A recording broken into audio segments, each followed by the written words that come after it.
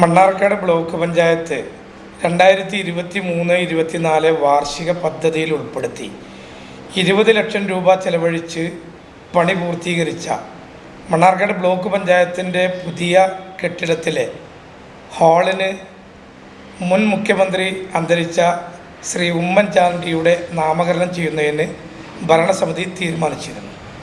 പ്രസ്തുത പരിപാടിയുടെ ഔപചാരികമായ ഉദ്ഘാടന കർമ്മം 2025 ജനുവരി 4 രാവിലെ 10 മണിക്ക് Mannarkkad block panchayat president Shrimati V Preetha അവരുടെ അധ്യക്ഷതയിൽ പാലക്കാടിൻ്റെ ബഹുമാന്യനായ MP ശ്രീ VK ശ്രീകണ്ഠൻ അവർ നിർവഹിക്കുകയാണ്.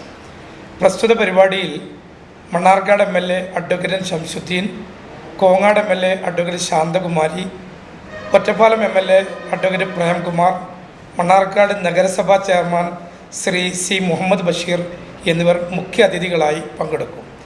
മണ്ണാർക്കാട്ടെ രാഷ്ട്രീയ, സാമൂഹിക, സാംസ്കാരിക മേഖലകളിലെ വിശിഷ്ട വ്യക്തിത്വങ്ങളും പഞ്ചായത്ത് പ്രസിഡന്റുമാർ, ബ്ലോക്ക് പഞ്ചായത്തിൻ്റെ ഭരണസമിതി അംഗങ്ങൾ, ജീവനക്കാർ ഉൾപ്പെടെയുള്ള എല്ലാവരും പങ്കെടുക്കുന്ന ഈ ഒരു പരിപാടി വൻ വിജയമാക്കുന്നതിന് വേണ്ടി മണ്ണാർക്കാട്ട് എല്ലാ സുമനസ്സുകളുടെയും ആത്മാർത്ഥമായ സഹകരണവും പിന്തുണയും ഞങ്ങൾ അഭ്യർത്ഥിക്കുകയാണ്.